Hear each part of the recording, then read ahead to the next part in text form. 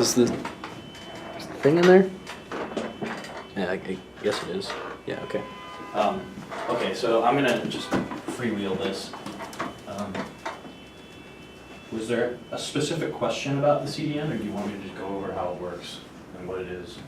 The issue was that some images were showing up broken because the image was missing. It was 404ing? Yes. Okay. For only 3 images on a page of like 30 images. And they seem to come from the same subdomain, right? Yes, and then the hot fix that did work was to rename those assets,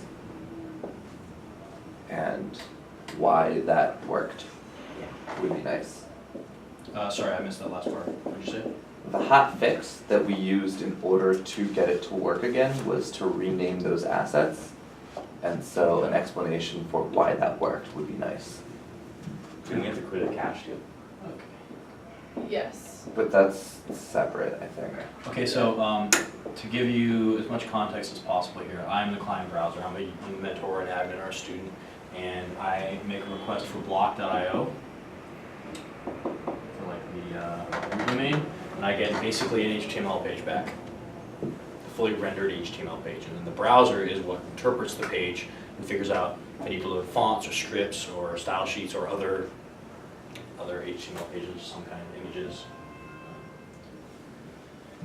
And as you know, well, there is an environment variable that we use in each of our applications or Heroku instances called asset host. And on development, this is blank, or if you have in your .env file, it should be lvh.me or localhost.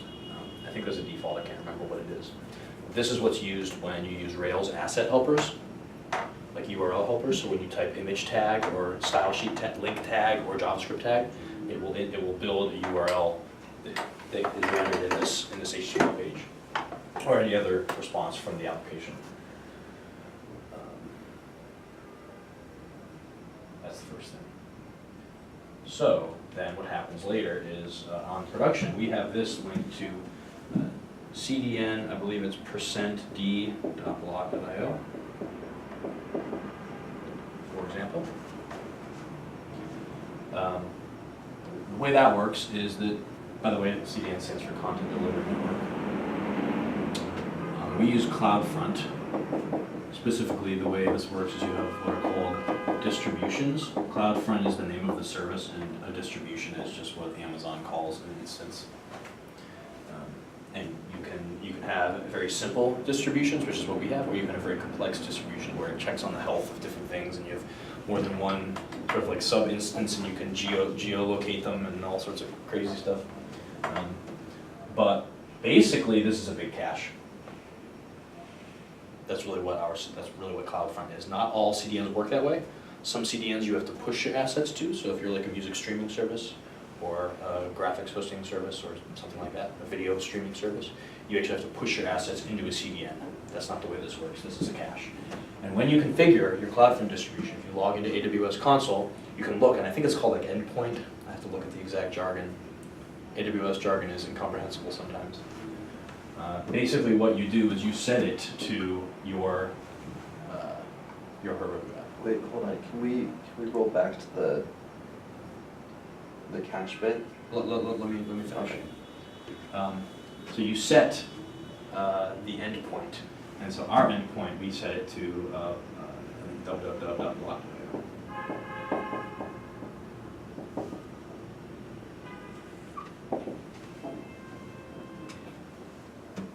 So the way it acts as a cache is, as these URLs are rewritten, the browser will not ask www.bloc.io for the images, it will ask the CDN. If the CDN doesn't have it, it just acts like a cache. If it doesn't have it, it grabs it from where you've specified.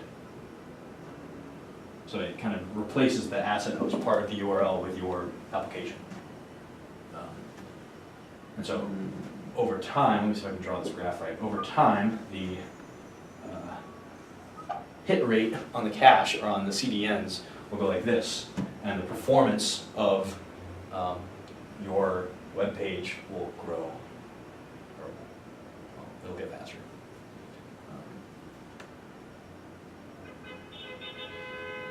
Okay, that's high level how they work. We have to configure DNS for these. When you configure a new CloudFront distribution, it gives you an incomprehensible dir 5392 whatever .cloudfront.net.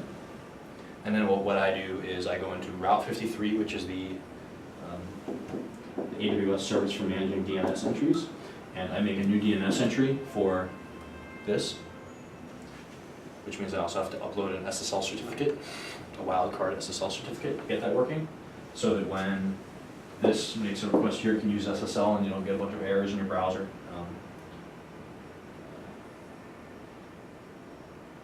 We use a specific scheme. Oh, sorry. So that's generally how they work. Any questions generally on how they work? There's some specifics, some specific gotchas. The reason why we had some images failing is because of some cache invalidation error. What would you suspect?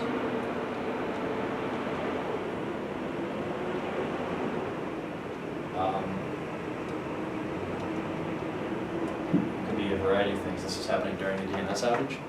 Hmm? It's happening before. It's happening before the DNS outage? Yeah. Can I ask in a different related question that might answer it? So if the client browser is supposed to get the images from the CDN, Mm-hmm. and if it isn't there, it falls back to Bloc.io, why then would we get a 404 error if, like it was looking at CDN1 and the image name plus some hash of numbers .ping. So that was returning a 404. So it was So a 404 is different than the image not being cached.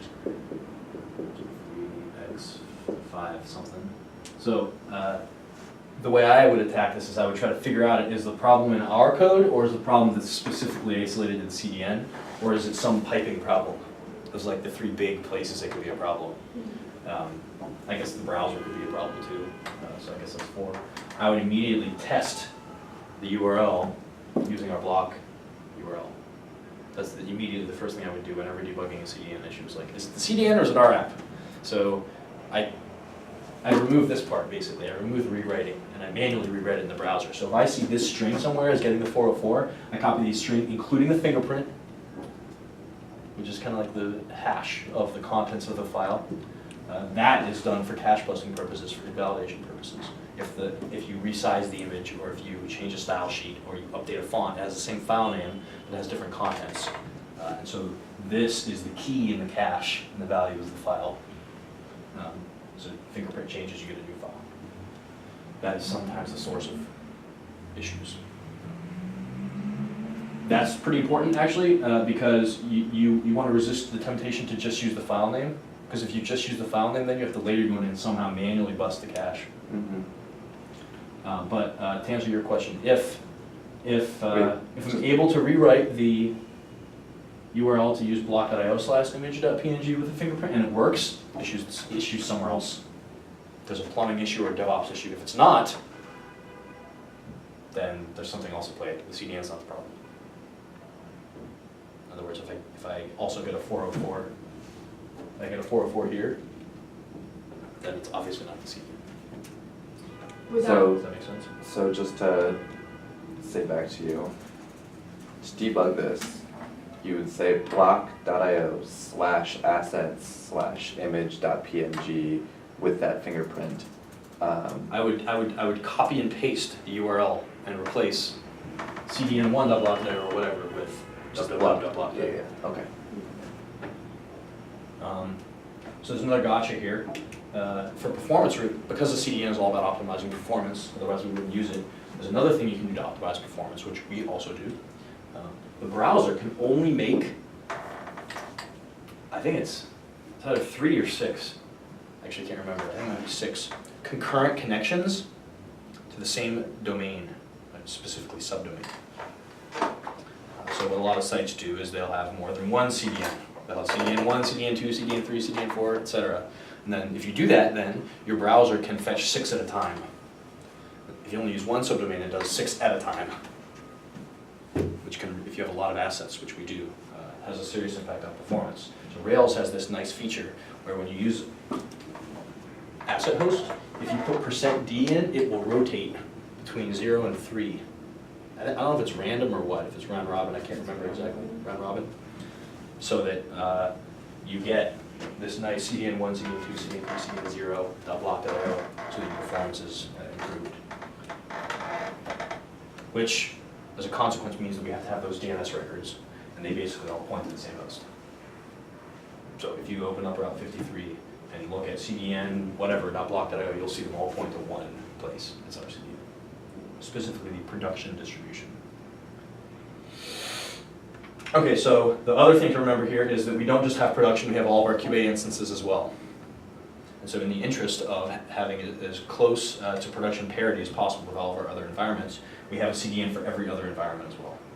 And it works exactly the same way, with the exception, the scheme goes like this. We have CDN, number, environment name, .block.io. If this is production, there is no environment name. So you'd expect CDN1 Flanders .block.io. etc.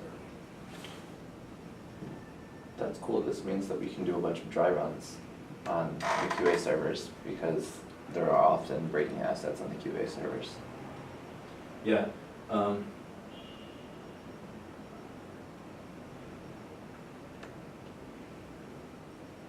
I'm having trouble remembering a time where the problem was not caused by the fingerprint. Somehow. Or lack of fingerprint. So an issue could have been, this issue could have been, we cache our landing pages, the image was changed somehow, so the fingerprint got updated, but the cache on the landing page didn't get As a busted. cache here. Right, so it means that if you looked at the image at block.io / that image fingerprint, it would be... That would work, correct.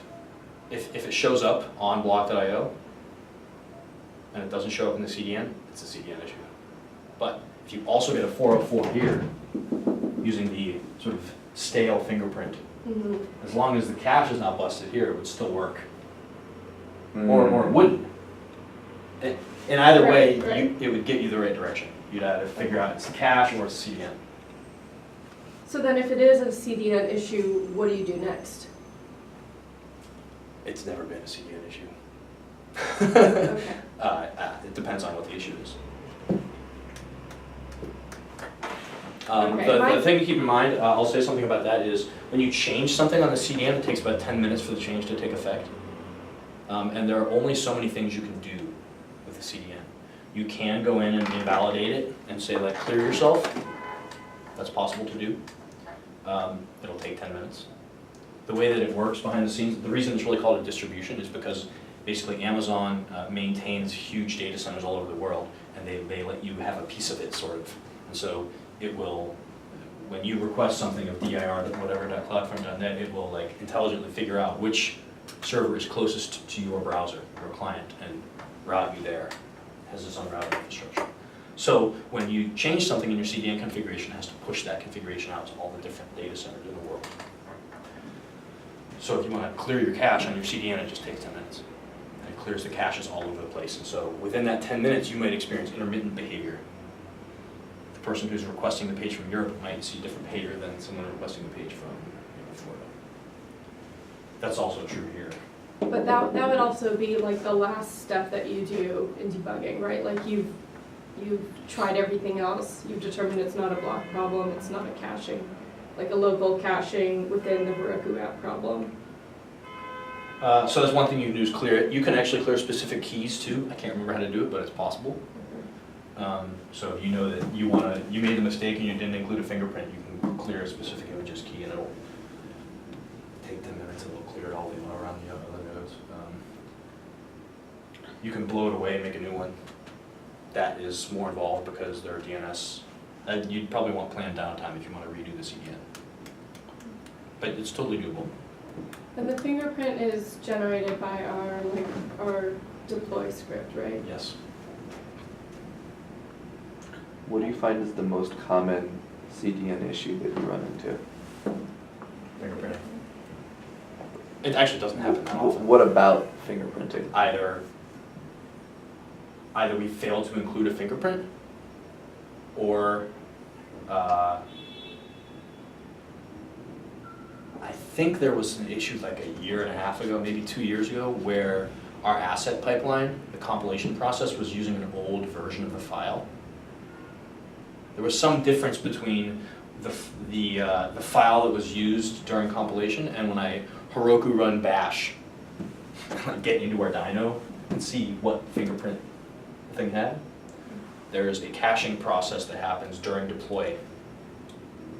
Same thing with Ruby gems. Like Heroku has the deploy process when you run bundle install. It doesn't actually pull it down every single time. It has a cache that it uses. Mm-hmm. And I think there was some kind of similar mechanism with the asset pipeline with sprockets. We may have added a rake task to help clear. There's like a pre-hook or a post-hook with the asset pipeline where you can clear some cache. It's been a long time. And the fingerprinting happens during the assets precompiler? Yeah. Okay. Yeah, so a possible way to debug that, gosh, let me get this right, is to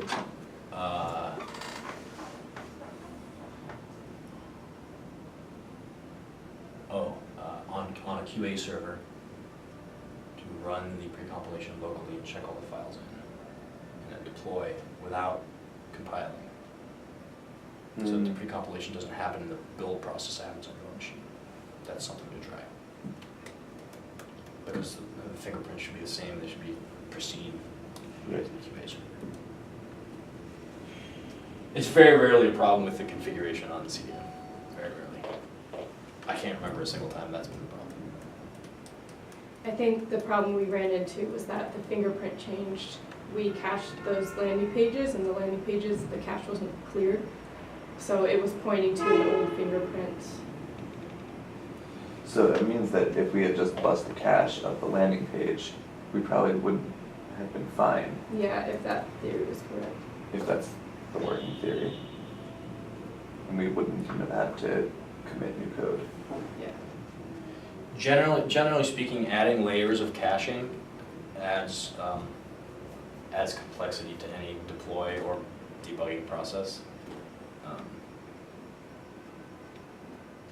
Oftentimes, someone will reach for caching as a fix for a performance feature prematurely. Immediately my question is, why are we caching the landing page? Why are we doing that? Was that really the right way to optimize that? Maybe it was, but I don't remember. Yeah, there's an expiration set on caching the action of each landing page, and that doesn't seem to be working. So that's one thing. We could also, every time that we make a change to the landing page, as part of the deploy, we also bust the cache. Yeah. Just make it part of our process, or add it into like a script deploy. Welcome to downtown San Francisco. This is What's going on out unbelievable. there? Yeah, that would be an interesting idea. I Bust the cache every single time. I have a dumb general question about DNS. About what? About DNS. Is it quick? Yeah, Okay. I think so. I thought that like a DNS name had to point to an IP address, and that's not an IP address. There are more than one kind of record in DNS. There are A records, which that's true. Got it. Unless you're using, there are specific service providers like AWS that do allow you to have their own internal way of doing DNS where you can actually kind of fake it. That's only because you can only fake it. So for example, we kind of fake A records with our asset hosts because our asset hosts are CloudFront distributions. So we can say, hey, AWS DNS hook into CloudFront and just like voodoo it into existence. Right. Because it can actually ask for the IP address of the actual nodes when it needs to. Mm-hmm. specifically Route 53 works the same way the CloudFront does, and it has servers all over the world. So when you make a DNS request, it also makes a DNS request to the server closest to you. Is that, like, they have like a front IP address that ends up like pointing it in the right direction, kinda? Yeah, that discussion is a bit out of scope, Yeah. because that touches how DNS works in general, but Yeah. basically. But generally speaking, A records must be IP addresses. There are CNAMEs, which do not have to be IP addresses, those Got could be it. aliases. And that's how Makes sense. we host on Heroku. You cannot use an A record with Heroku, which is why we maintain our own DigitalOcean instance to simply take requests for our root domain. You can't have a CNAME for a root domain. You have to have an IP Because it address. has to be www.herokuapp.whatever. Actually, it's even more complicated than that. It is, it points to something.herokussl.com, which is an internal alias inside Heroku's routing stack for Wow. our herokuapp.com, because we're using SSL. Huh. So we have, if you look in our DevOps repository, you can look at the Apache, I think they're Apache configurations for our naked domain, our Apex domain. One for SSL and one for non-SSL. All they do is rewrite. There's a rewrite rule directive in Apache that lets you just rewrite the URL and it will redirect the browser to the www version. We don't need to have that for our QA instances because those do not have Apex domains. It's always Flanders dot something or Smithers dot something, something dot block. But it's never block. It's never just block. Yeah, Okay, I'll shut up. Cool. Yeah? good talk. Thanks. Yep.